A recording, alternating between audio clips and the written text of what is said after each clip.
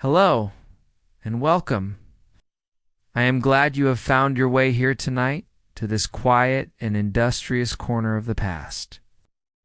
We are about to spend a day in the life of a Victorian housemaid, a long and slow journey through the endless tasks that kept a grand house running. This story is designed simply for calm and for rest. There is no need to follow every word. Feel free to let your mind drift with the rhythms of the house and to fall asleep whenever you are ready. Find your most comfortable position. Close your eyes and listen to the sounds of a world now long gone. Our journey tonight takes us back to the 19th century, to a world of strict rules, silent service, and backbreaking labor.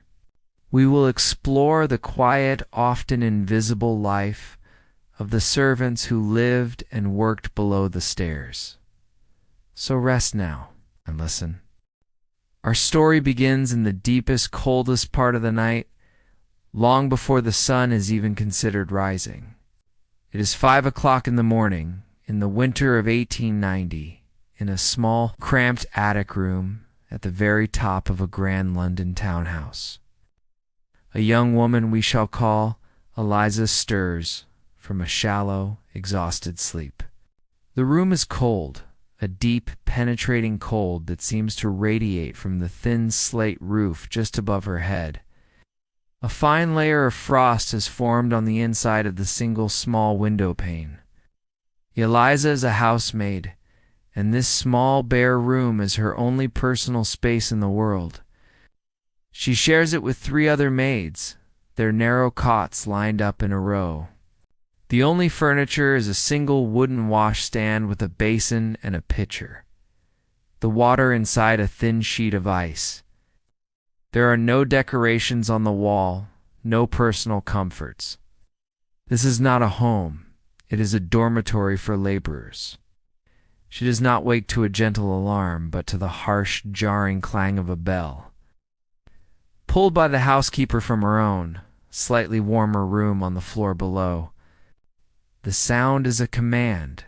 It means the day has begun, and every second from this moment until she collapses back into her cot some 17 hours from now belongs not to her, but to the house and the family that owns it. She swings her legs out of bed, the cold wooden floorboards a shock to her bare feet.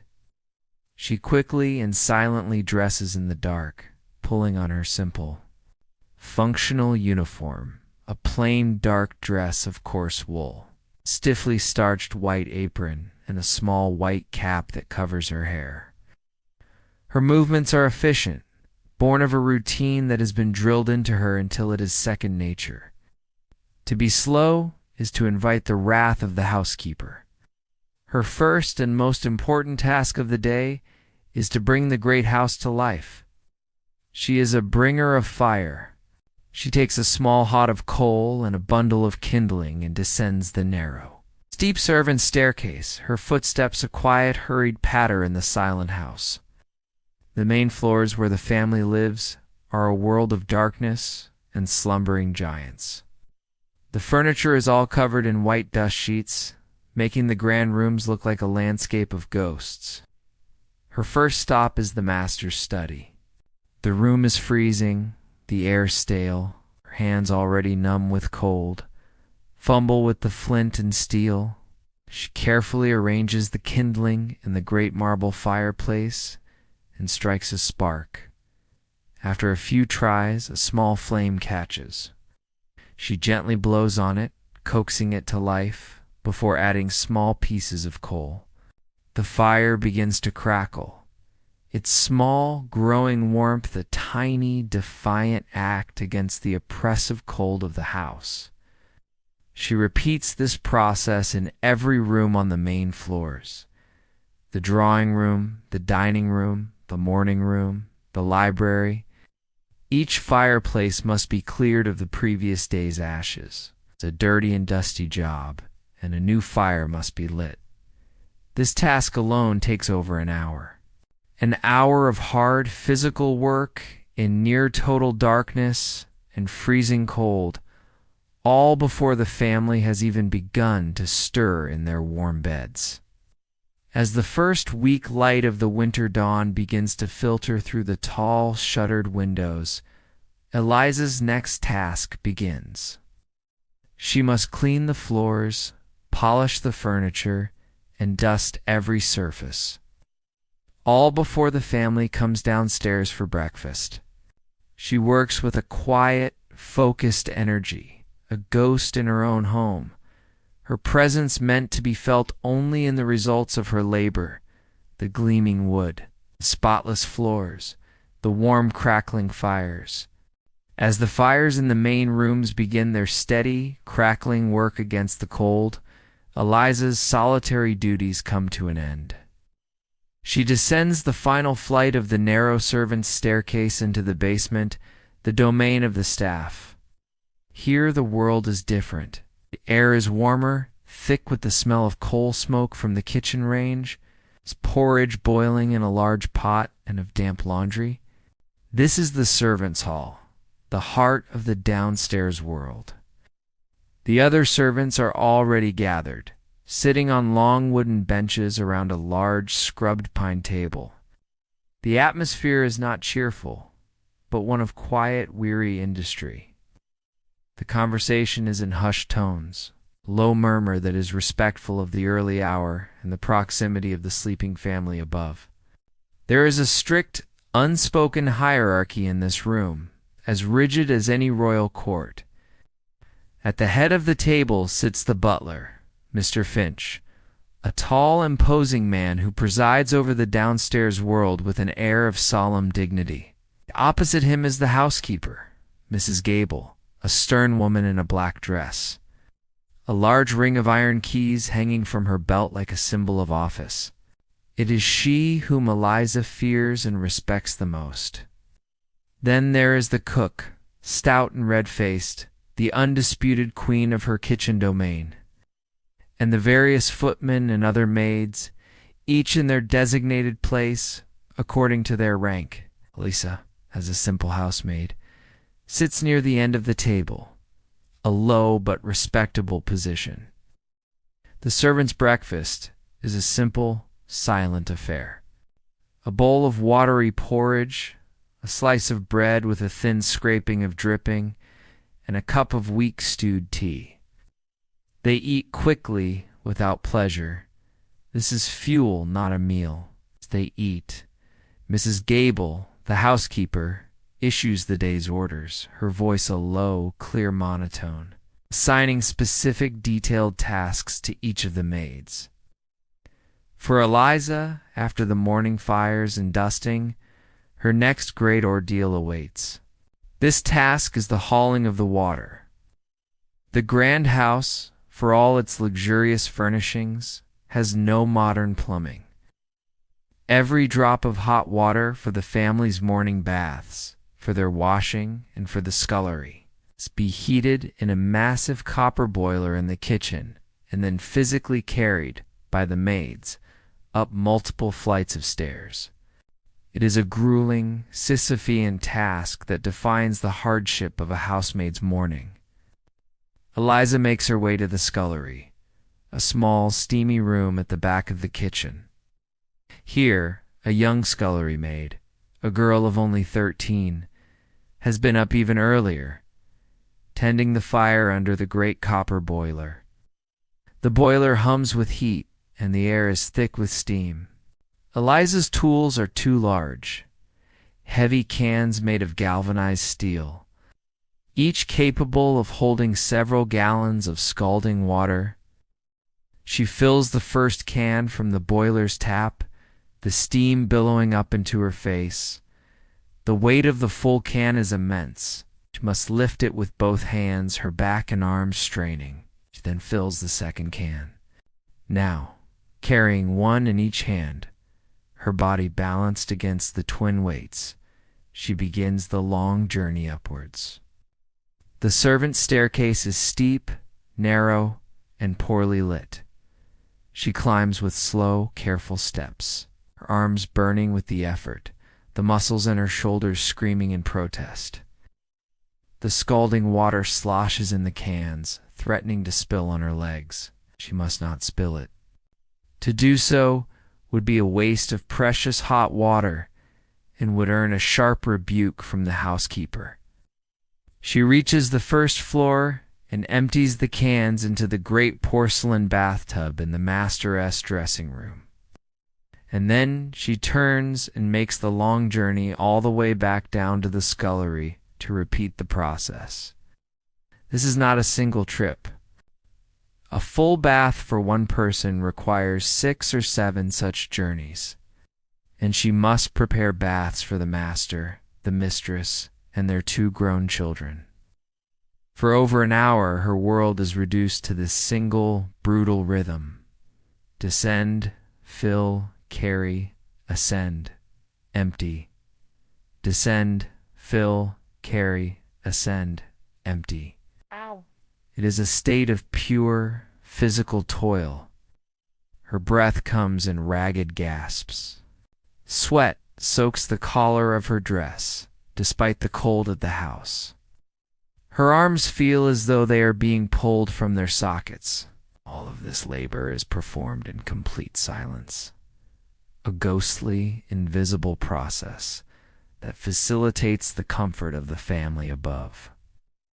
The master of the house, as he soaks in his perfectly hot bath, reading his morning paper, will never for a moment consider the immense human effort that was required to bring that water to him. Eliza is a part of the house's machinery, an unseen and unthanked component. As functional and as anonymous as the pipes in a modern home, as the last can of hot water is poured, Eliza's ordeal is far from over. There is no moment to rest, no time to soothe the burning ache in her arms and back. Her apron, damp with sweat and spilled water, clings uncomfortably to her dress. She immediately moves on to the next phase of the morning's great cleaning ritual, a series of tasks designed to ensure the house is spotless before the family awakens. Her next destination is the grand drawing room. Here, the heavy ornate Axminster carpet, a sea of intricate floral patterns, must be cleaned.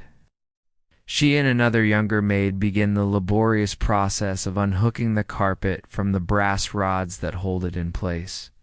The carpet is immensely heavy, stiff with age and thick with the dust of the previous week. Together, they roll it up, a great dusty cylinder that is almost too heavy for the 2 of them to manage. They haul the carpet through the silent house and out into the cold gray light of the backyard. There it is, hung over a thick wooden line. Liza's handed a rattan carpet beater. For the next half hour, her job is to beat the carpet with all her might. Each blow sends a great choking cloud of dust into the air, a visible testament to the dirt of the London atmosphere. The work is rhythmic and exhausting, the constant impacts jarring her arms and shoulders. While the carpet airs, she returns inside to the great entrance hall. Here, the floor is made of large, unforgiving flagstones. Her task is to scrub it on her hands and knees. She takes a heavy wooden bucket of hot water, a bar of harsh yellow lye soap, and a stiff bristled scrubbing brush. The work is painful. The cold of the stone floor seeps through her thin dress, chilling her to the bone. The lye soap is caustic, leaving her hands red and raw. She moves slowly across the vast floor, one small circular motion at a time, her world reduced to the few square feet of stone in front of her. Her knees ache from the pressure, and her back burns with a deep, persistent pain from being hunched over for so long. She must be meticulous. Every single stone must be scrubbed clean, and then wiped dry with a separate cloth, leaving no streaks or watermarks. Throughout this process, the ever-watchful presence of the housekeeper, Mrs. Gable, is a constant source of pressure. Mrs. Gable does not help. She supervises. She will walk silently through a room Eliza has just finished, her hands clad in clean white cotton gloves. She will run a gloved finger over a mantelpiece, a picture frame, or the top of a door. She will then inspect the fingertip of her glove. If it shows the slightest trace of gray, Eliza is forced to do the entire room again. After the floors, it is time for the silver. She makes her way to the butler's pantry, a small room lined with felt-covered shelves, on which rests the family's immense collection of silverware. There are hundreds of pieces: forks, knives, spoons, serving platters, teapots, candelabras. Every single piece must be polished every single day. The work is tedious and requires intense concentration. She uses a special polishing paste, a mixture of whiting powder and alcohol, which she applies with a soft cloth. She must rub each piece until it gleams with a mirror-like shine, and then buff it with a clean, dry chamois. Her fingers grow numb from the repetitive motion. She has to be careful not to leave a single smudge or fingerprint, as the butler, Mr. Finch, would notice it instantly during his own inspection before dinner. Finally, there is the endless task of dusting. The Victorian drawing room is a cluttered space, filled with countless objects, each one a trap for dust. There are porcelain figurines, framed photographs, heavy velvet curtains with intricate folds, and ornate carved wooden furniture. Eliza moves through the room like a ghost, a soft feather duster in her hand, carefully, methodically, removing the dust from every surface. It is a task that is never truly finished. The coal fires that she had lit only a few hours ago are already beginning to produce a fine layer of soot that will settle back onto the surfaces she has just cleaned. Her work is a constant, unwinnable war against the dirt and grime of a 19th century city. By the time she is done, the morning is almost over. The house at last is warm, clean, and ready. Her back-breaking, invisible labor is complete. Now the family will awaken, and the next, more stressful part of her day will begin.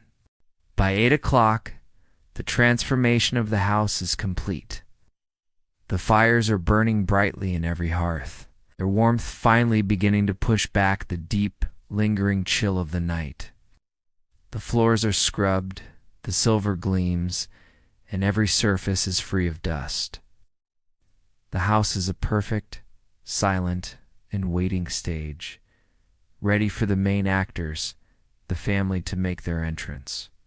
For Eliza and the other maids, this marks a crucial shift in their duties. Their work must now become completely invisible. The family must never see the labor. They're only to experience its results. Eliza learns the art of becoming a ghost. She learns to walk silently on the thick carpets, to open and close heavy doors without a sound, to anticipate the family's movements, and to be gone from a room a moment before they enter it. To be seen performing her duties was considered a great failure, a clumsy intrusion into the serene world of the upper class. Her next task is to assist the lady's maid in preparing the mistress's morning routine. This involves another series of journeys up and down the servants' staircase, this time carrying smaller cans of hot water for the mistress's personal washstand. She must enter the mistress's bedroom with a specific light tap on the door, and then wait for permission to enter. Inside, she must keep her eyes downcast, never making eye contact with the mistress unless directly addressed. She quietly pours the hot water into the porcelain basin, lays out the fresh towels, and then retreats from the room as silently as she entered. It is a world of strict, almost ritualized etiquette, where a single misplaced step or a look held too long could be interpreted as insolence and lead to a harsh scolding or even dismissal. After the family has been attended to, the servants are finally allowed their own proper breakfast in the servants' hall. It is a brief respite, but one that is still governed by the rigid hierarchy of the house. The butler and the housekeeper preside over the meal from their seats at the head of the long table. The footman, the cook, and the various maids all take their designated places in a strict order of rank. The food is slightly better than the pre-dawn porridge. There might be some bacon, bread with a scraping of butter, and a fresh pot of strong tea, but the meal is eaten quickly and efficiently. This is not a time for leisurely conversation. It is a time for the housekeeper to review the morning's work, to point out any flaws, and to issue the next set of orders for the long day ahead. Eliza eats her breakfast, her body already aching from 5 hours of non-stop back-breaking labor. The sun is now fully up, and the grand house is filled with light and warmth. The family's day is just beginning. They will read their papers in the warm drawing room. They will take their baths in the perfectly hot water. They will walk on the flawlessly cleaned floors. For Eliza, this is not a moment of rest. It is merely the end of the first great chapter of her 17-hour workday. The fires have been lit. The house has been cleaned. Her invisible, brutal, pre-dawn labor is over. No. The tyranny of the servant's bell and the constant, stressful demands of the waking family are about to begin. The brief, functional breakfast in the servants' hall marks the end of the pre-dawn chapter and the beginning of the morning proper. As the family upstairs begins to stir and ring their bells for morning tea, Eliza's duties shift from the heavy, foundational work of lighting fires to the more detailed, meticulous tasks of preparing the private chambers. The house is now awake, and her work must become even more silent, more invisible. Her first major task of the mid-morning is to make the family's beds. This is not the simple, 10-minute affair of a modern home. A Victorian bed in a wealthy household was a monstrously complex and heavy piece of furniture. Lisa and another maid would enter the master's bedroom, their movements quiet and practiced. They would first have to strip the bed of its many layers: the heavy counterpane, the wool blankets, the fine linen sheets, and the bolster slips. The most grueling part was turning the mattress. The mattresses were thick, heavy bags stuffed with feathers or horsehair, and had to be turned and beaten every single day to prevent them from becoming lumpy and compacted. It was a two-person job requiring significant strength. Liza would take one side, the other made the opposite, and together they would have to lift and flip the heavy, unwieldy mattress, a cloud of dust rising from its depths. Then came the precise, almost architectural process of remaking the bed. A fresh linen bottom sheet had to be pulled taut, its corners folded with a geometric precision that Mrs. Gable, the housekeeper, would later inspect. Then came the top sheet, the layers of wool blankets, and finally the heavy, decorative counterpane, all smoothed and straightened until not a single wrinkle was visible. It was a task that was both physically demanding and required the delicate touch of a craftsman. While making the bed, Eliza had to perform the other essential task of cleaning the bedroom, emptying the chamber pots. In a world before indoor plumbing, this was a grim and unavoidable reality. She would discreetly take the heavy porcelain pot from its cabinet by the bed, cover it with a cloth, and carry it down the many flights of the servants' staircase to the scullery. There, it was emptied into a drain, and then had to be thoroughly scrubbed clean with carbolic soap and cold water before being returned to the bedroom. It was a humiliating, foul-smelling job, a stark reminder of her place in the household. She would then clean the washstand, emptying the basin of its used water, scrubbing it clean, and refilling the pitcher with fresh cold water that she had to carry up from the kitchen. She would dust every surface of the room, from the intricate carvings on the bed frame to the family photographs on the mantelpiece. She was moving through the most intimate space of her employers. Yet she was expected to be a ghost, leaving no trace of her presence other than the perfect order she created. The air of the house was filled with the smells of her labor. The faint, sharp scent of beeswax and turpentine from the furniture polish, the harsh, clean smell of Elfa soap and carbolic acid used for scrubbing, and, ever present, the faint, pervasive smell of coal, dust, and smoke that clung to the heavy velvet curtains and the woolen carpets, a smell that no amount of cleaning could ever truly eradicate.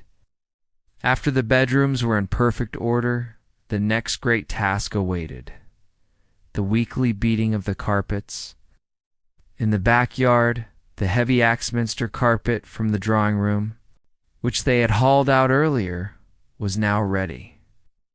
Eliza took up the rattan carpet beater, a tool that looked like a large woven paddle, and for the next half hour her world was reduced to a rhythm of pure, exhausting labor.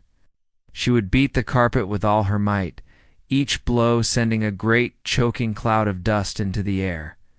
The dust contained a universe of the household's life: soot from the fires, dried mud from the city streets, tiny fibers from clothing, crumbs of food, and flakes of human skin.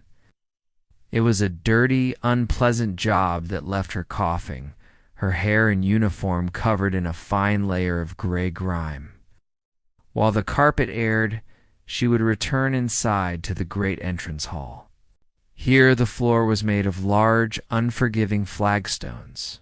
Her task was to scrub it, on her hands and knees. She took a heavy wooden bucket of hot water, a bar of harsh yellow lye soap, and a stiff bristled scrubbing brush. The work was painful. The cold of the stone floor seeped through her thin dress, chilling her to the bone. The lye soap was caustic, leaving her hands red and raw.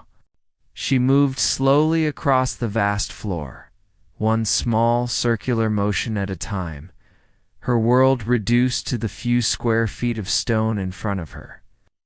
Her knees ached from the pressure, and her back burned with a deep, persistent pain from being hunched over for so long. She had to be meticulous. Every single stone had to be scrubbed clean and then wiped dry with a separate cloth, leaving no streaks or watermarks. The very idea of a long-handled mop was a luxury that did not exist in this world of hands-on labor. Throughout this process, the ever-watchful presence of the housekeeper, Mrs. Gable, was a constant source of pressure. Mrs. Gable did not help. She supervised. She would walk silently through a room Eliza had just finished, her hands clad in clean white cotton gloves. She would run a gloved finger over a mantelpiece, a picture frame, or the top of a door. She would then inspect the fingertip of her glove. If it showed the slightest trace of gray, Eliza was forced to do the entire room again, her aching body protesting every movement. After the morning's great cleaning rituals are complete, and with the family now awake and beginning their day, Eliza's duties shift. She descends once more to the basement, this time to the heart of the downstairs world, the kitchen. The atmosphere here is a stark contrast to the cold, silent formality of the floors above. The kitchen is a place of intense heat, noise, and powerful smells. The air is thick with the heat radiating from the massive black iron cooking range, a monstrous appliance that is the heart of the entire household. It is constantly fed with coal, and its surfaces are hot enough to boil water in an instant. The room smells of baking bread, of stock simmering in great pots, of roasting meat, and of the ever-present, slightly acrid scent of coal smoke. It is a world of frantic, purposeful activity ruled by the undisputed queen of this domain, the cook. The cook is a formidable woman. Stout and red-faced, her authority in the kitchen, absolute.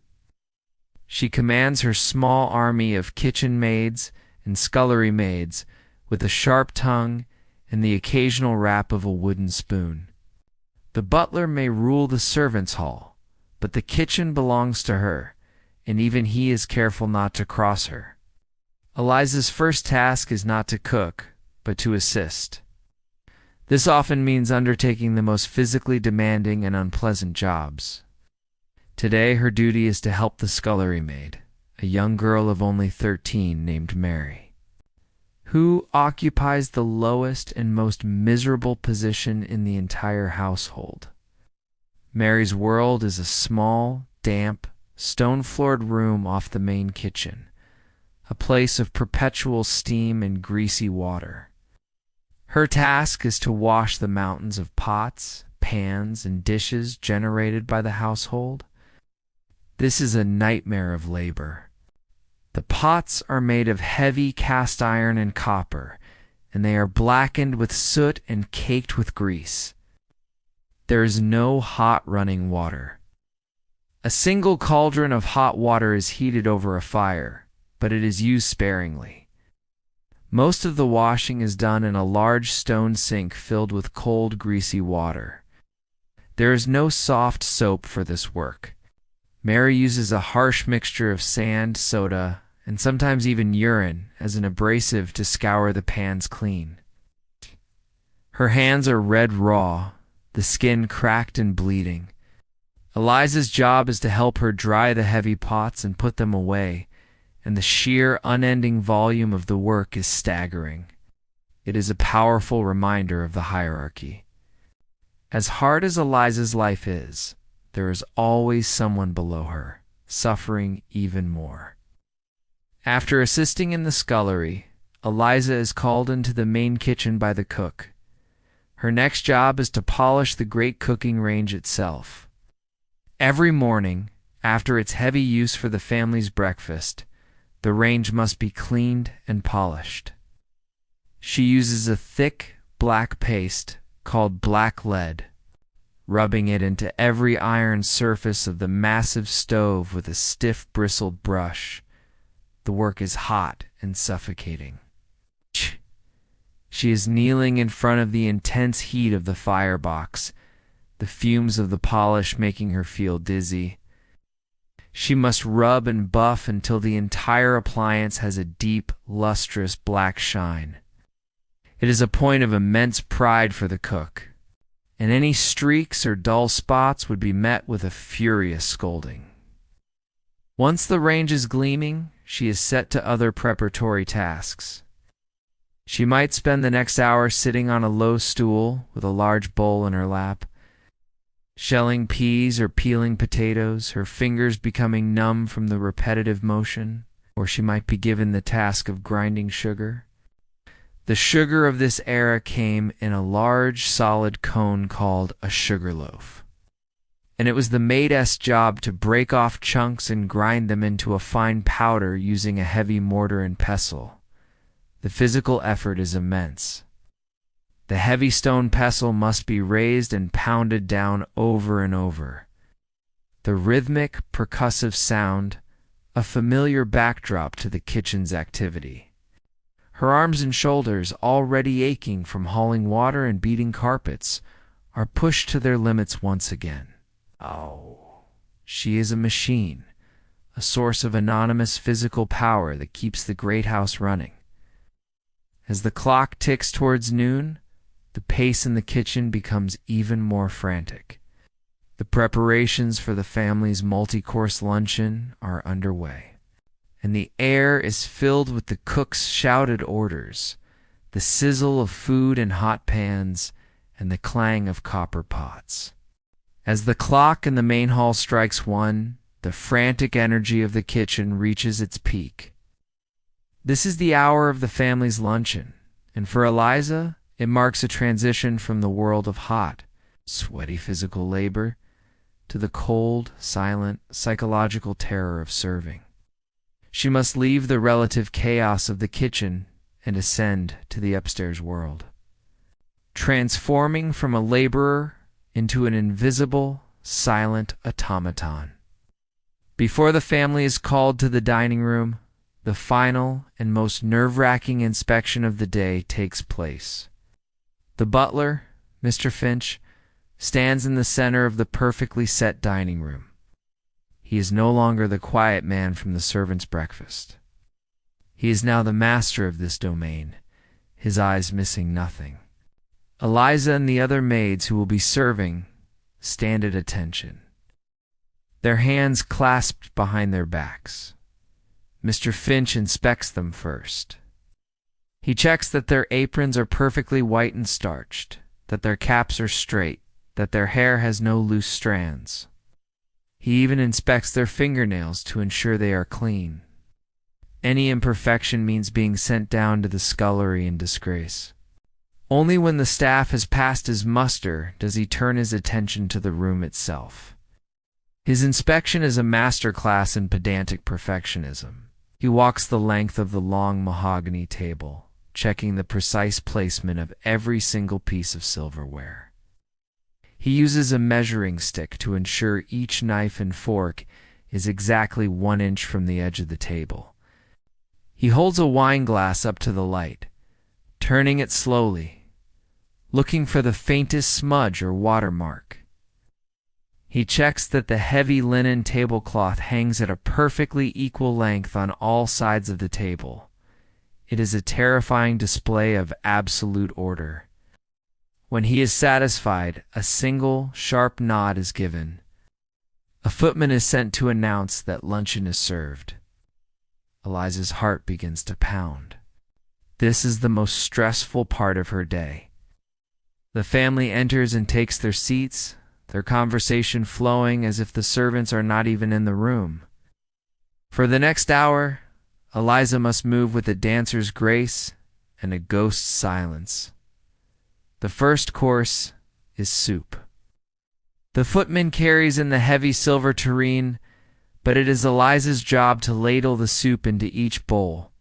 Her hands tremble slightly as she holds the heavy, ornate ladle. She must serve from the left, her movements smooth and silent. She must not spill a single drop on the pristine white tablecloth. A single drop would be a catastrophe, a stain on the perfection of the meal. She moves around the table, a silent shadow, her eyes always downcast. She is intensely aware of the family's presence, the sound of their quiet conversation, the rustle of their fine clothes.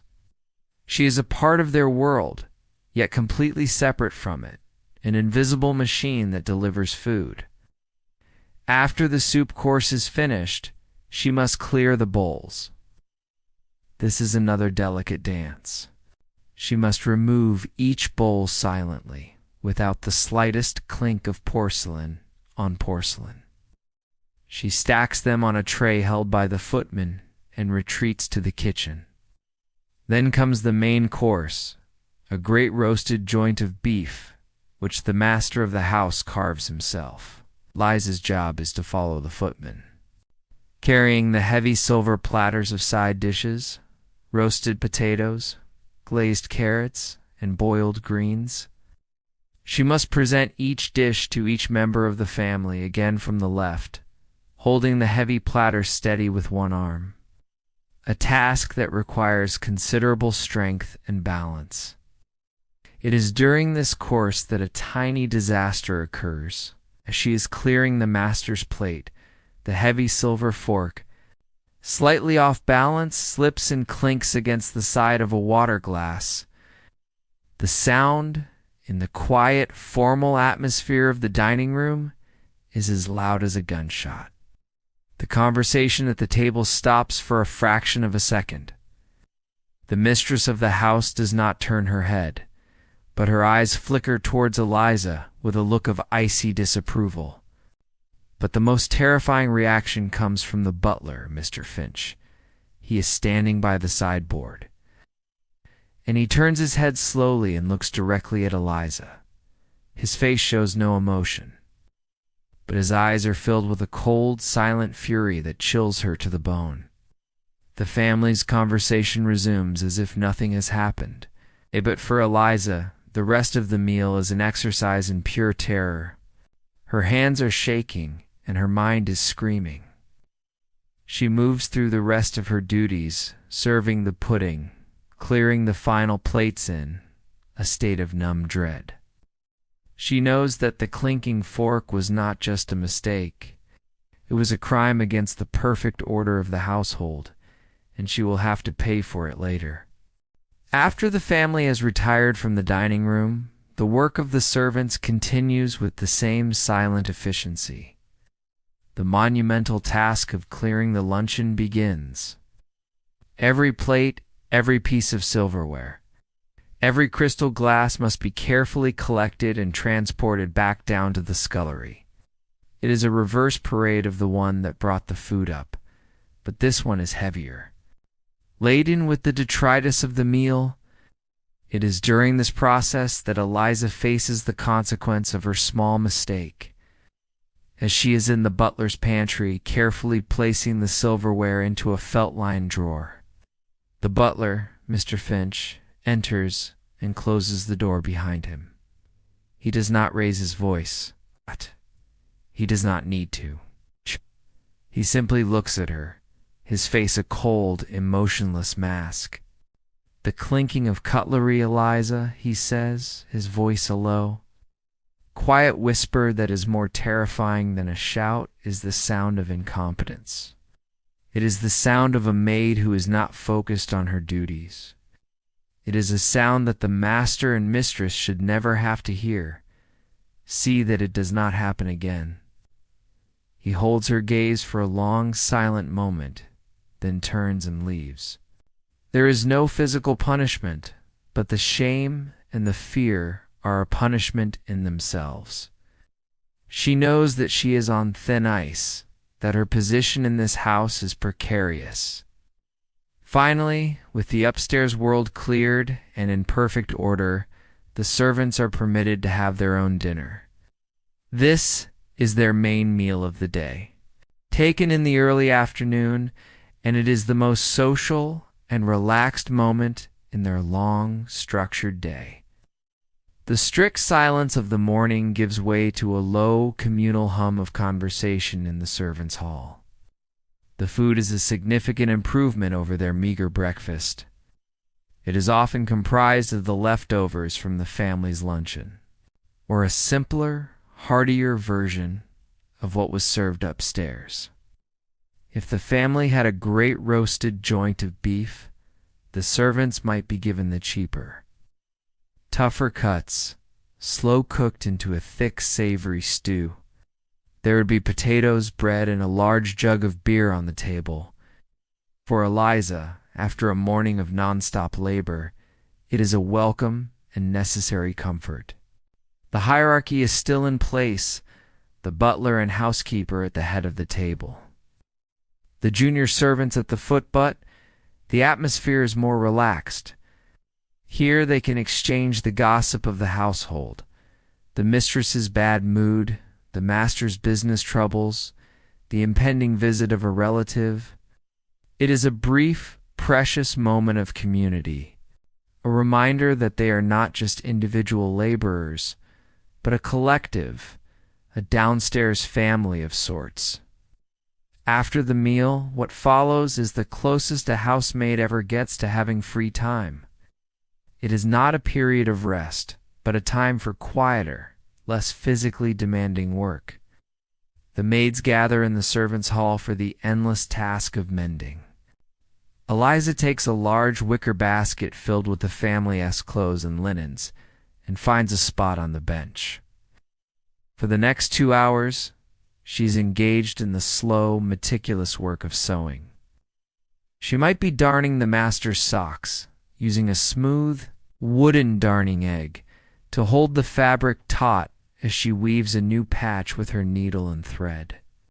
Or she might be mending a small tear in one of the mistress's fine linen undergarments, her stitches so small and neat they are almost invisible. It is quiet, focused work, performed in the company of the other maids, their needles moving in a silent, rhythmic dance. This is also the one time of day when she might be granted a brief personal respite. For 30 precious minutes, if all her other duties are complete, Mrs. Gable might allow her to retire to her attic room. It is not long enough for a proper sleep, but it is a chance to be alone, to be off her feet, and to escape the constant supervision of the downstairs world. Eliza would climb the many stairs to her cold, small room. She would lie down on her hard, lumpy mattress, not even bothering to pull back the blanket. She would simply lie there, her body a dead weight, and stare at the cracks on the ceiling. It was a moment of profound, empty peace. She would not think about the morning's labor or the evening's work still to come. She would simply exist, a moment of stillness in a life of constant motion. But this peace is always fragile, always temporary. Her brief respite is shattered by a sharp, jarring sound that cuts through the quiet of the house. It is the sound of a servant's bell, a shrill, metallic ring from one of the rooms upstairs, transmitted by a complex system of wires. The sound is an instant call to action, a summons that cannot be ignored. The afternoon lull is over. The family requires something, perhaps afternoon tea, or a fire to be lit in the drawing room. Eliza gets up from her cot, her body protesting, and smooths down her apron. The great, relentless machine of the house is stirring again, and she must return to her place within it. The long and arduous evening is about to begin. The brief, precious 30 minutes of stillness in the cold attic room comes to an abrupt end. It is not the gentle fading of a dream that wakes Eliza, but a sharp, jarring, and insistent sound that cuts through the quiet of the house. It is the sound of a servant's bell, a shrill metallic jangle from one of the rooms upstairs, transmitted by a complex and ingenious system of wires and pulleys that snakes through the walls of the house. The sound is a summons, an instant call to action, a reminder that her time is never truly her own. That single ring shatters the afternoon lull and signals the beginning of the evening's long and arduous duties. Eliza sits up on her hard cot, her body protesting, the deep weariness in her bones heavier than ever. She quickly smooths down her apron, checks that her cap is straight, makes her way back down the steep, narrow servants' staircase, her mind already preparing for the tasks ahead. The bell was a summons for afternoon tea, a ritual as sacred and as complex as any religious ceremony in the life of the Victorian upper class. It was a performance, and Eliza was one of the stagehands. Her first task was to descend to the kitchen, where the cook had already prepared a fresh pot of tea, a selection of delicate, crustless sandwiches, and a plate of small, ornate cakes. Eliza's job was to arrange these items on a heavy, polished silver tray. Every detail had to be perfect. The fine-boned china cups and saucers had to be arranged just so. The silver teapot polished to a mirror shine, the sandwiches cut into precise, identical triangles.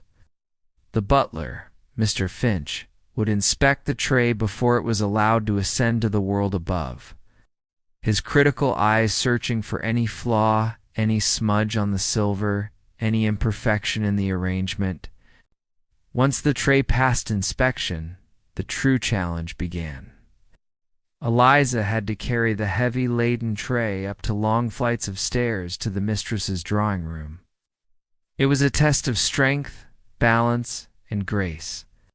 She had to move silently, her back perfectly straight, the tray held steady. The clinking of a teacup against a saucer was a sound of failure, a sound that would earn her a cold, disapproving look. She would enter the drawing room, where the mistress and her guests were engaged in quiet conversation, and become invisible once more. She would move silently around the room, serving each lady her tea, offering the sandwiches and cakes, her movements economical and unobtrusive. She was a silent, functional presence, a piece of the house's machinery, there to facilitate the comfort of her betters. She would then retreat, leaving the ladies to their conversation, her own role in the ritual complete. As the afternoon light began to fade, her next major task began, lighting the house, in an era before electricity, bringing light to the vast. Dark rooms of the townhouse was a significant and time-consuming duty. She would begin with the oil lamps.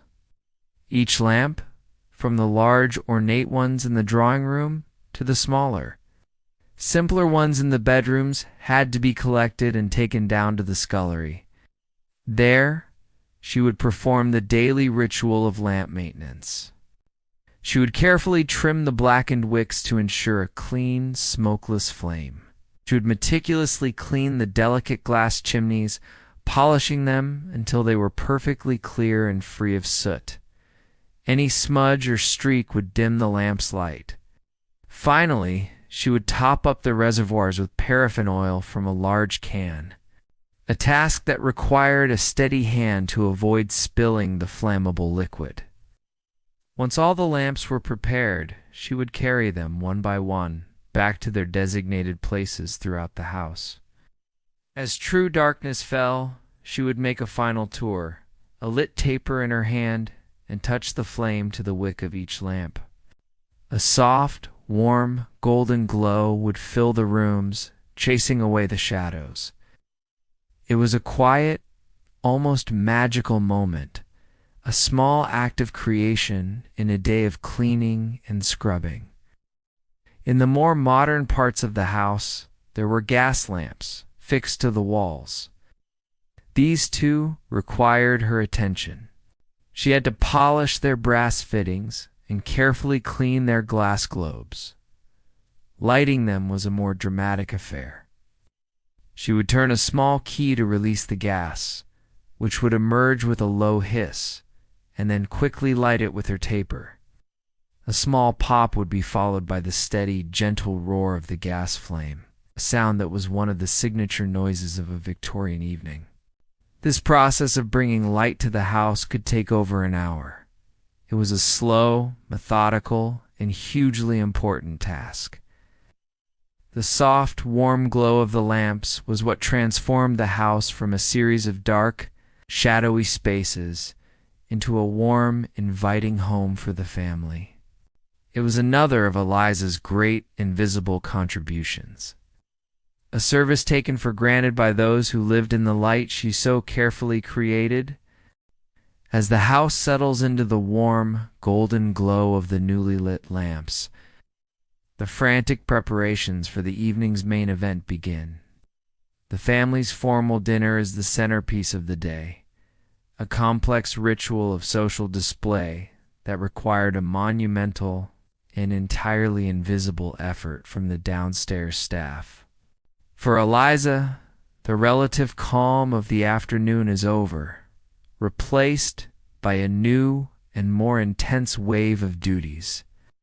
Her work begins upstairs, in the private chambers of the master and mistress, as they prepare to dress for dinner. She ascends to the master's room first. Her job is to assist the valet, the master's personal male servant. She lays out the master's evening attire with meticulous care. A stiffly starched white shirt with a high, unforgiving collar, his formal evening trousers, a silk waistcoat, and his polished black dress shoes. She ensures the fire in his dressing room is burning brightly, and that a fresh can of hot water is ready for his shave. The mistress's dressing routine is an even more complex affair. Here, Eliza acts as a junior assistant to the lady's maid, a senior servant with a high status. The process of a wealthy Victorian woman getting dressed was a feat of engineering, requiring at least 2 sets of hands. Eliza's role is one of pure physical strength. Her first task is to help the mistress into her corset. This is a brutal, physical process. The mistress stands, holding onto a bedpost, while the lady's maid positions the corset and Eliza stands behind, pulling the laces with all her might. She must pull until the mistress's waist is cinched to the fashionably tiny size, a process that is often painful for the mistress and exhausting for the maid. She can hear the mistress's sharp intake of breath as she pulls the laces tighter and tighter. After the corset comes the layers, chemise, drawers, multiple starched petticoats to give the dress its required volume. And finally, the heavy, ornate evening gown itself, which could be made of silk, satin, or velvet, and was often decorated with heavy beading or embroidery. It was Eliza's job to lift and position these heavy layers, to fasten the dozens of tiny, difficult buttons and hooks up the back, all while remaining silent and deferential. While the family is dressing, a similar, highly ritualized preparation is taking place in the dining room downstairs. The room, already cleaned that morning, is given a final, perfect touch. The greatest task is laying the enormous starched damask tablecloth. It is a 2-person job requiring Eliza and another maid to hold the heavy, perfectly ironed cloth at either end and let it float down onto the long mahogany table in a single, smooth movement, ensuring that it is perfectly centered and free of a single wrinkle. Then, under the watchful eye of the butler, Mr. Finch, the table is set. This is a science. He uses a measuring stick to ensure every place setting is identical. There is an intimidating array of silverware for the multi-course meal. A soup spoon, a fish fork and knife, a meat fork and knife, a dessert spoon and a cheese knife. Each piece has its exact location. Then come the crystal glasses. One for water, one for white wine, one for red wine, and a smaller one for port.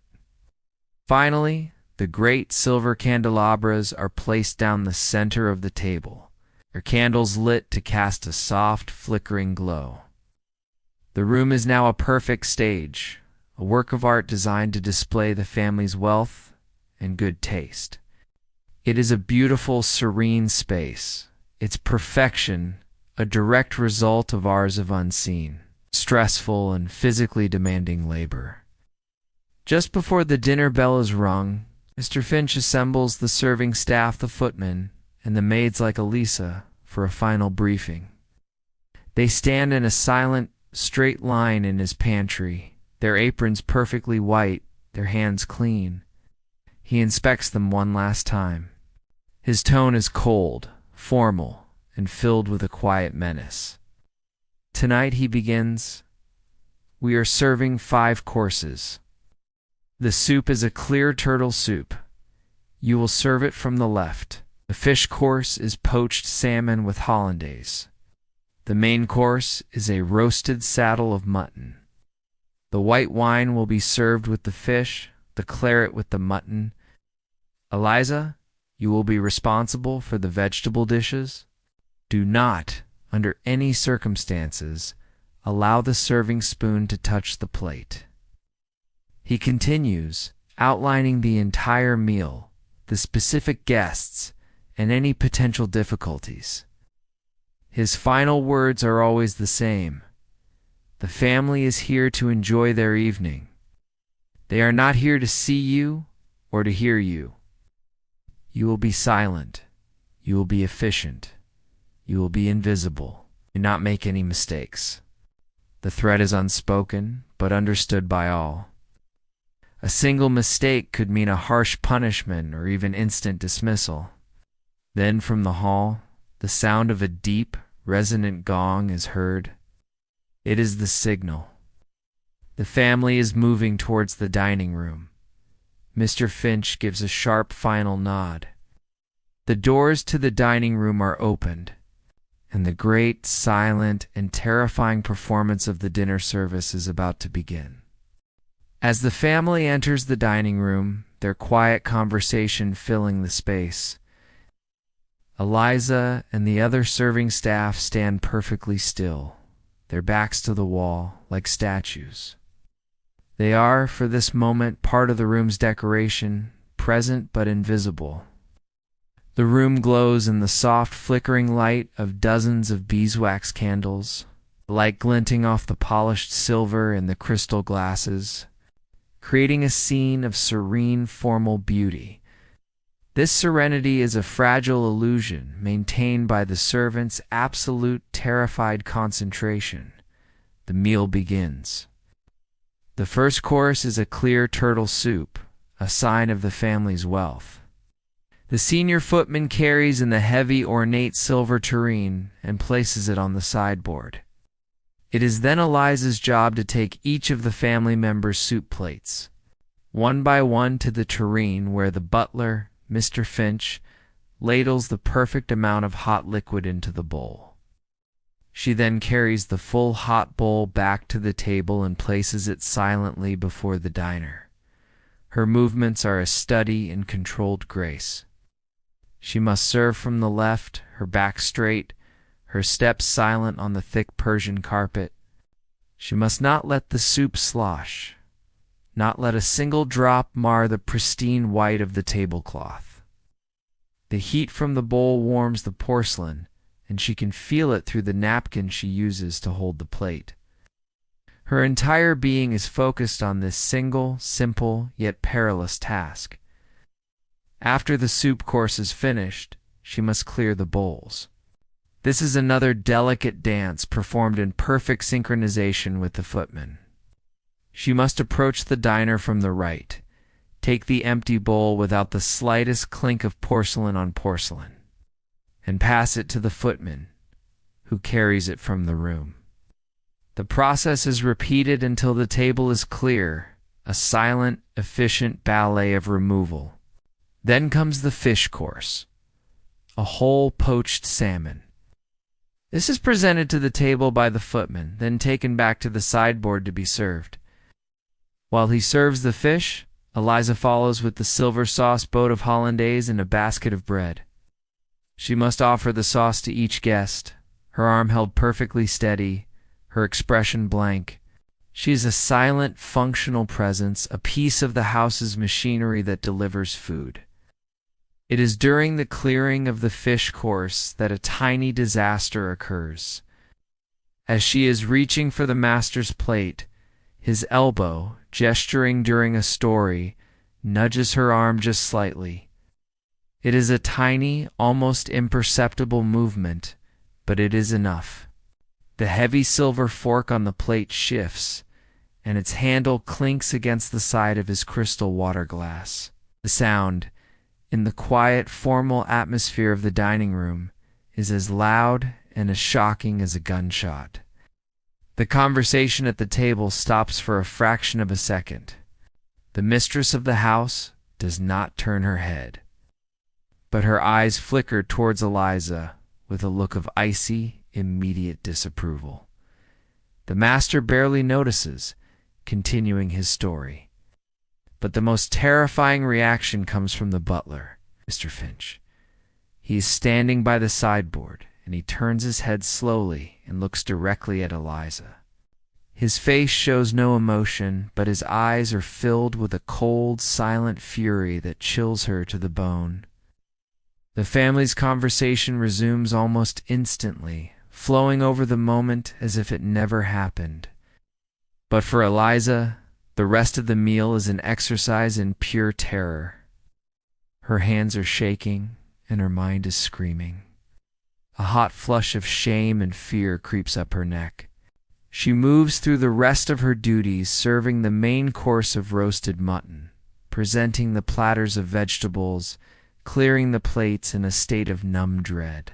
Every movement feels clumsy, every step a risk. She is intensely aware of the butler's eyes on her, watching her every move, waiting for another mistake. The grand, beautiful dining room, with its warm candlelight and quiet conversation, now feels like a courtroom where she has just been judged and found wanting. She knows that the clinking fork was not just a mistake.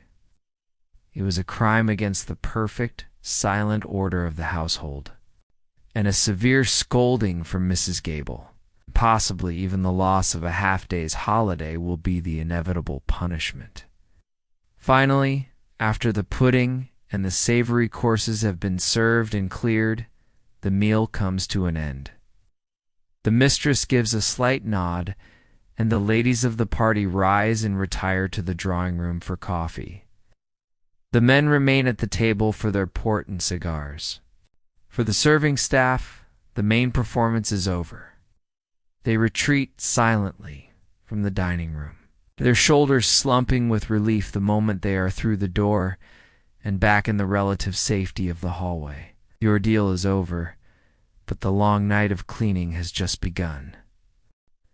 After the family is retired from the dining room, the work of the servants continues with the same silent efficiency. The monumental task of clearing the luncheon begins. Every plate, every piece of silverware, every crystal glass must be carefully collected and transported back down to the scullery. It is a reverse parade of the one that brought the food up, but this one is heavier, laden with the detritus of the meal. It is during this process that Eliza faces the consequence of her small mistake. As she is in the butler's pantry, carefully placing the silverware into a felt-lined drawer, the butler, Mr. Finch, enters and closes the door behind him. He does not raise his voice. He does not need to. He simply looks at her, his face a cold, emotionless mask. "The clinking of cutlery, Eliza," he says, his voice a low, quiet whisper that is more terrifying than a shout, is the sound of incompetence. It is the sound of a maid who is not focused on her duties. It is a sound that the master and mistress should never have to hear. See that it does not happen again. He holds her gaze for a long, silent moment, then turns and leaves. There is no physical punishment, but the shame and the fear are a punishment in themselves. She knows that she is on thin ice, that her position in this house is precarious. Finally, with the upstairs world cleared and in perfect order, the servants are permitted to have their own dinner. This is their main meal of the day, taken in the early afternoon, and it is the most social and relaxed moment in their long, structured day. The strict silence of the morning gives way to a low, communal hum of conversation in the servants' hall.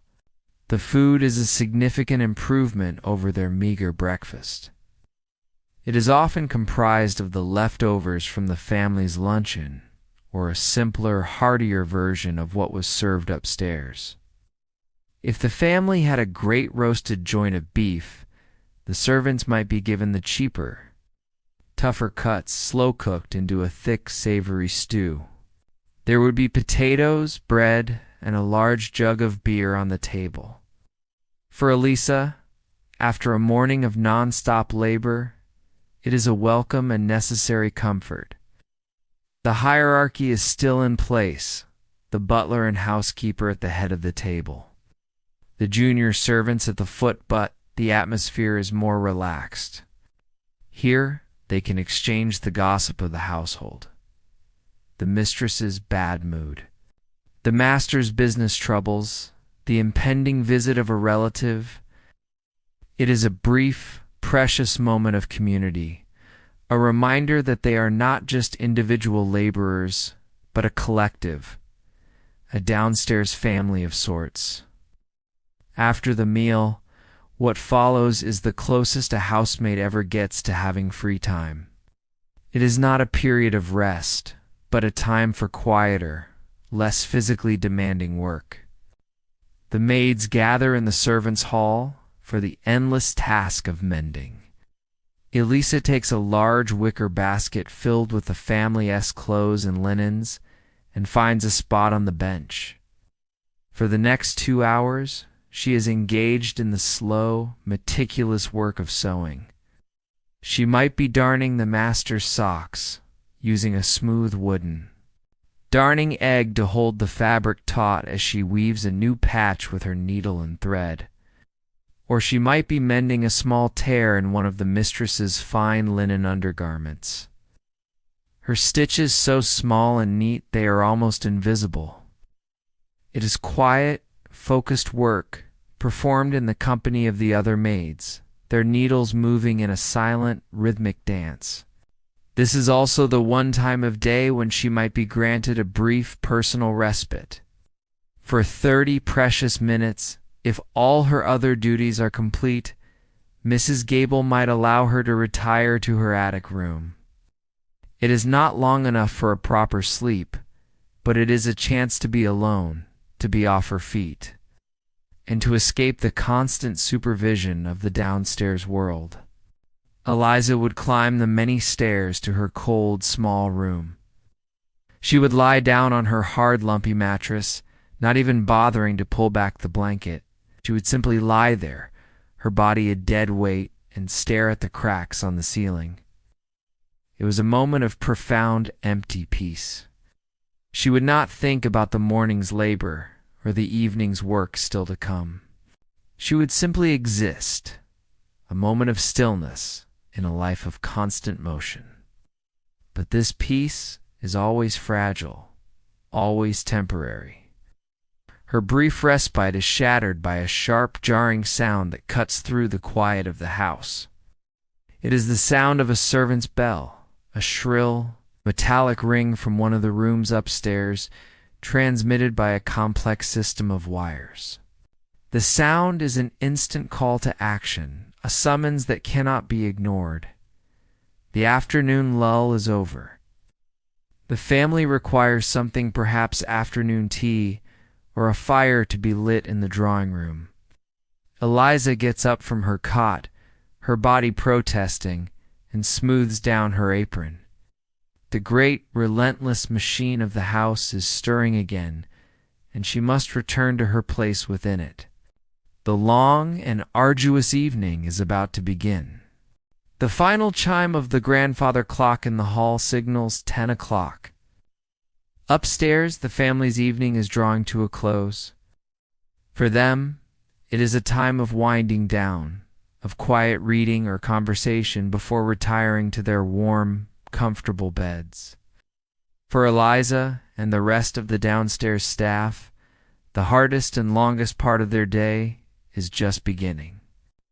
The end of the family's day signals the start of the great cleanup, a monumental task that must be completed before any servant is allowed to seek their own brief, exhausted rest. The moment the family retires from the drawing room, the downstairs world erupts in a flurry of quiet, efficient activity. The first and most daunting task is to clear and clean the aftermath of the 5-course dinner party. The dining room, which had looked so serene and beautiful in the candlelight, is now a scene of elegant chaos.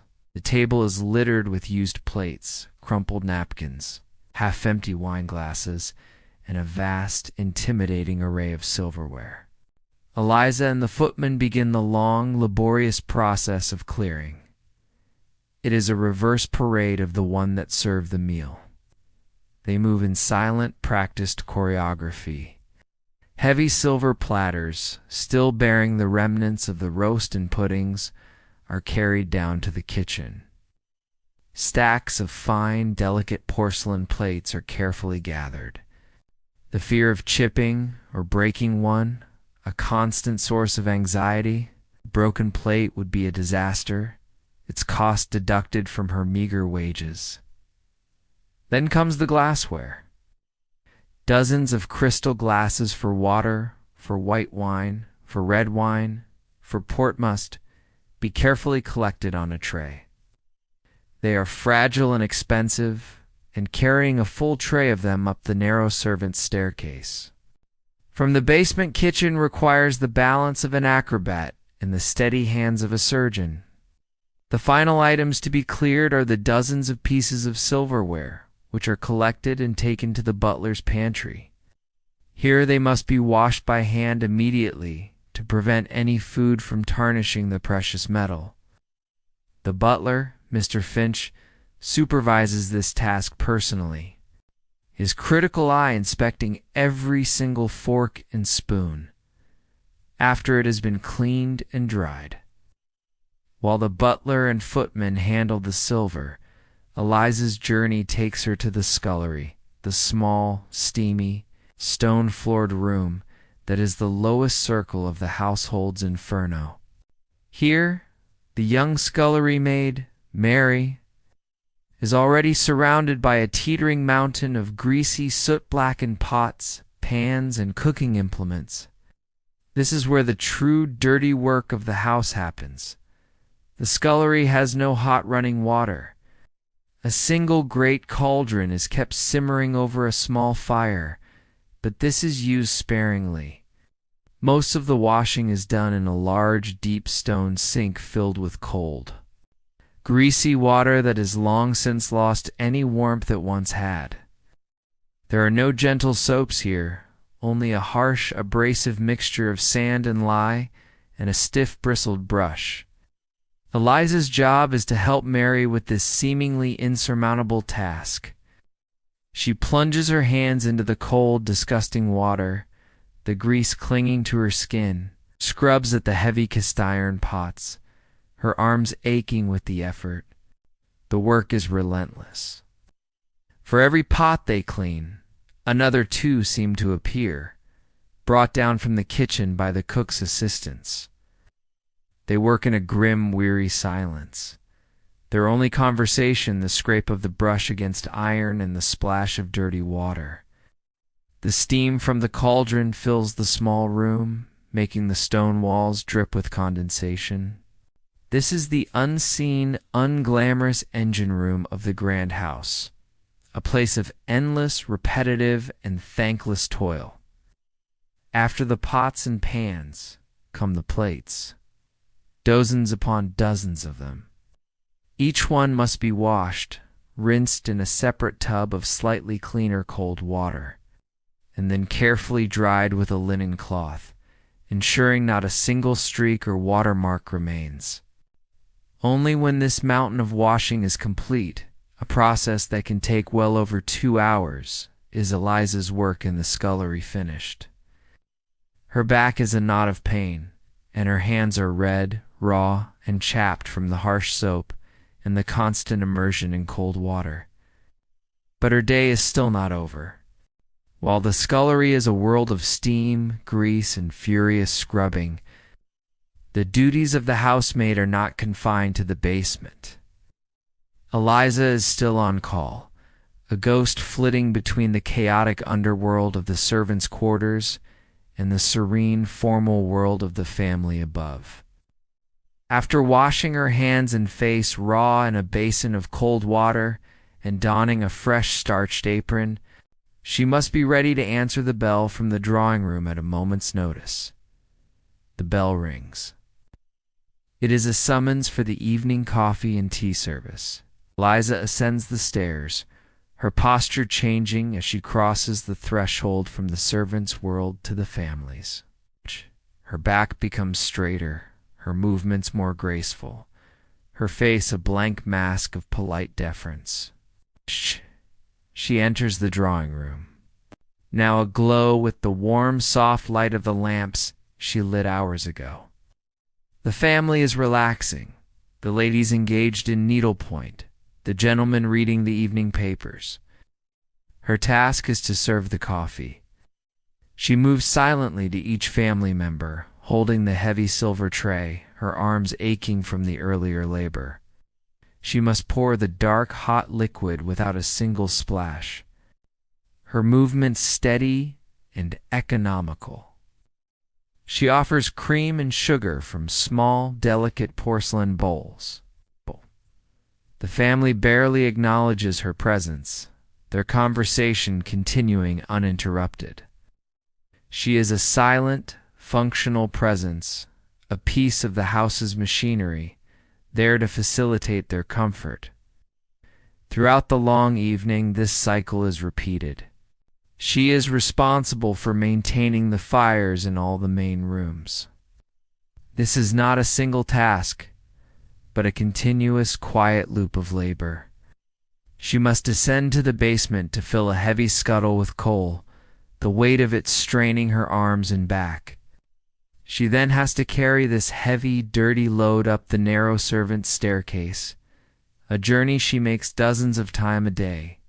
She must enter the drawing room or the library, where the family is relaxing, without making a sound. She has learned the art of opening a heavy door without a creak, of walking across a thick carpet without a footfall. She would kneel silently by the fireplace, use a small set of brass tongs to add a few lumps of coal to the fire, and then sweep the hearth clean of any fallen ash, all with the quiet efficiency of a ghost. The goal was to maintain a perfect, steady warmth, a comfort that the family felt but never had to witness being created. She was also responsible for the lamps.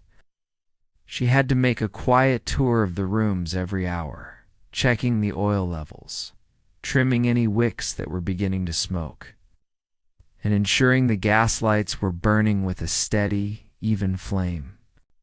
It was a task of constant vigilance, a quiet battle against the encroaching darkness.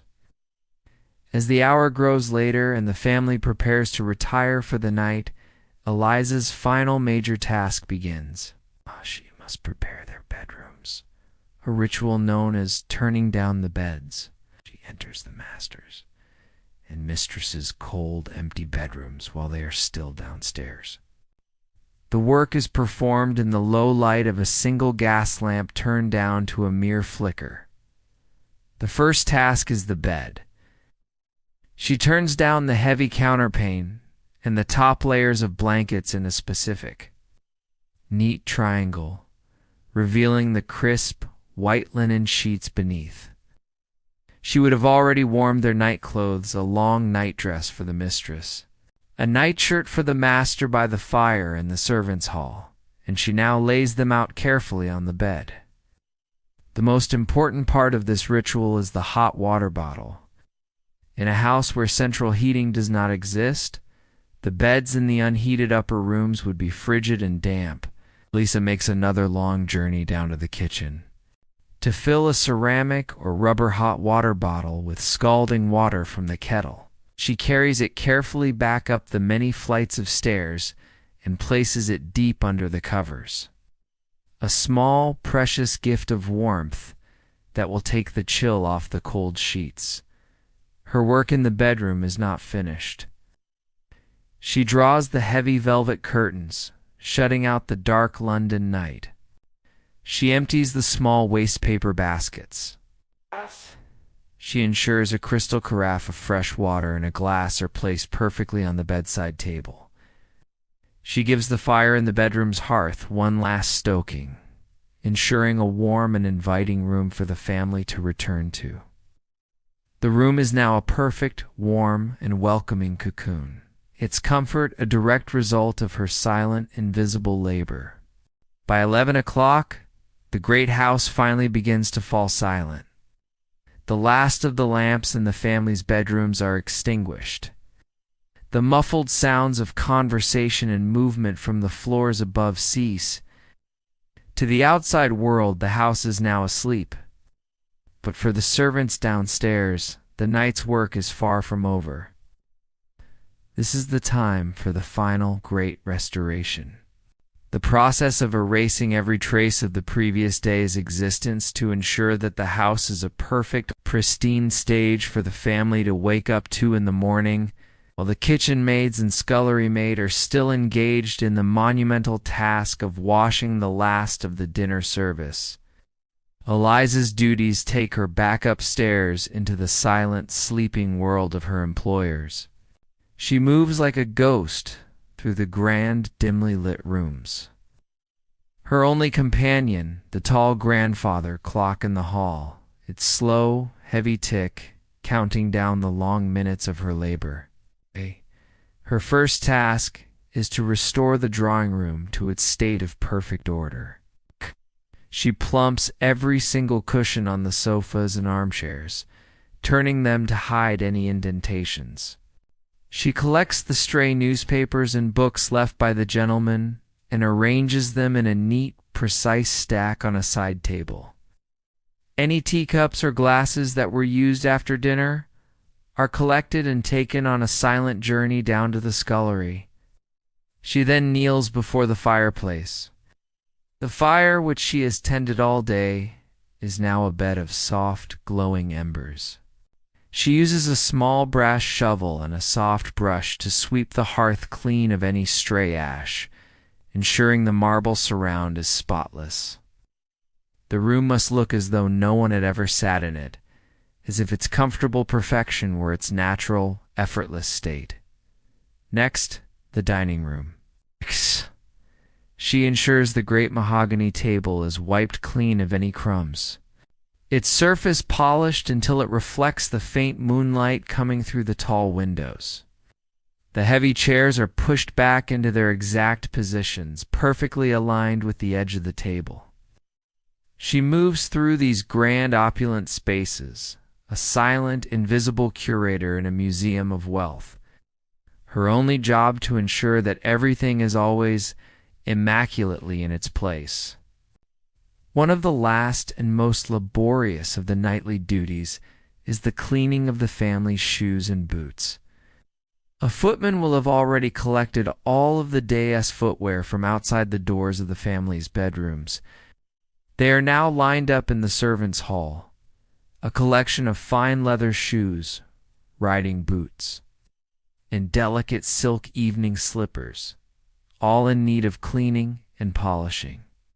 This is a slow, methodical task, often shared by the junior maids and footmen in the quiet of the late night. Eliza sits on a low stool, a shoe held in her lap. She uses a stiff bristled brush to remove any caked-on mud from the soles. Then with a softer brush, she removes the finer dust from the leather uppers. She then takes a tin of blacking wax. It smells sharp and chemical. She applies a small amount with her fingers or a soft cloth, rubbing it deep into the leather in small circular motions. The work is detailed and requires concentration. A single misplaced smudge of blacking on a fine pair of shoes would be a serious offense. After the wax is applied, she must buff the shoe with a polishing brush, the rhythmic, energetic strokes creating a deep, lustrous shine. She repeats this process for every single shoe. It is a quiet, almost meditative task, performed in the low light of a single oil lamp in the servants' hall. The only sounds are the soft whisper of the brushes and the quiet, weary breathing of the other servants working beside her. This is another of the great invisible labors of the house. The family, upon waking and finding their perfectly polished shoes waiting outside their doors, will never think of the young maid who stayed up until after midnight to make them shine. Finally, when every room is in order and every shoe is polished, the final preparations for the next day begin. She must fetch the kindling and lay the fires in each of the main hearths, ready to be lit in the freezing darkness of the following morning. She checks the coal scuttles, and if they are low, makes another long, arduous journey down to the cellar to refill them. The work is never truly done. It is a great unending cycle. It is well after midnight when the last of the work is finally done. The great house is pristine, reset to its state of perfect silent order, ready for the morning. In the servants' hall, the last of the polished shoes are lined up in a neat row. The final teacup has been dried and put away. Mrs. Gable, the housekeeper, makes one final silent tour of the downstairs area, her gaze missing nothing. Satisfied, she gives a single, curt nod, the signal of dismissal. For Eliza, her 17-hour workday is finally over. Now comes the longest and loneliest journey of her day, the long walk up to bed. She takes a small, flickering candle to light her way and begins the arduous ascent. Her body, which has been running on a reserve of pure willpower for the last few hours, is now a dead weight. Each step up the narrow, steep servants' staircase is an act of supreme effort. Her legs, which have walked many miles today within the confines of this house, are heavy with a deep, throbbing ache. Her feet, swollen and sore, protest with every step. She climbs in a state of near total exhaustion, her mind in numb fog. She passes the grand, carpeted main staircase, a world of polished wood and elegant portraits, and continues up her own dark, unadorned, seemingly endless spiral of stairs. Finally, she reaches the top floor, the attic, where the air is thin and cold. She pushes open the door to her small room. The other 3 maids are already fast asleep, their quiet, rhythmic breathing the only sound. The room is frigid, the frost on the inside of the window pane now a thick, fern-like pattern. There is no fire here, no comfort. Her preparations for bed are brief and mechanical. There is no luxury of a warm bath. She pours a small amount of icy water from the pitcher into the basin. The shock of the cold water on her face and hands is jarring, but it is all she has to wash away the grime of the day. She quickly changes out of her stiff, constricting uniform and into a simple, worn cotton nightdress. She does not read a book. She does not say a prayer. She is beyond thought, beyond reflection. Her entire being is consumed by a single, overwhelming desire, the desire for the oblivion of sleep. She pulls back the thin, coarse blanket on her narrow cot and collapses onto the hard, lumpy straw mattress. The moment her body is horizontal, the full weight of the day's labor descends upon her. She can feel the throbbing of her raw hands, the deep, grinding ache in her lower back from the endless bending and scrubbing, the fiery pain in her shoulders from the hours of carrying. Her body is a universe of small, sharp pains, but she is too tired to care. She gives herself over to the exhaustion completely. She falls into a deep, heavy, and dreamless sleep, a state of temporary death that is the only true escape her life offers. For a few short hours, she is free from the bells, the orders, the endless work. But her rest is a fleeting, precious thing. She knows in the deepest part of her being that the peace will not last. She knows that in what feels like only a few moments, in the cold, black heart of the morning, the harsh, jarring clang of the wake-up bell will once again echo up the stairs, and the entire relentless 17-hour cycle will begin all over again. And so, the long, circular day of Elisa comes to a close. Hers is a story of quiet, invisible labor, a testament to the countless women whose unending toil was the foundation upon which the grandeur of the Victorian age was built. It is a story written not in grand histories, but in the polish on a silver spoon, the warmth of a morning fire, and the perfectly smooth surface of a linen sheet. Her long day is over. The house is at rest. And now your journey for tonight can come to a peaceful close as well. There are no more bells to answer, no more floors to scrub. There is only the quiet of this moment. Let the story fade and allow your mind to drift into a deep and well-deserved rest. Sleep well.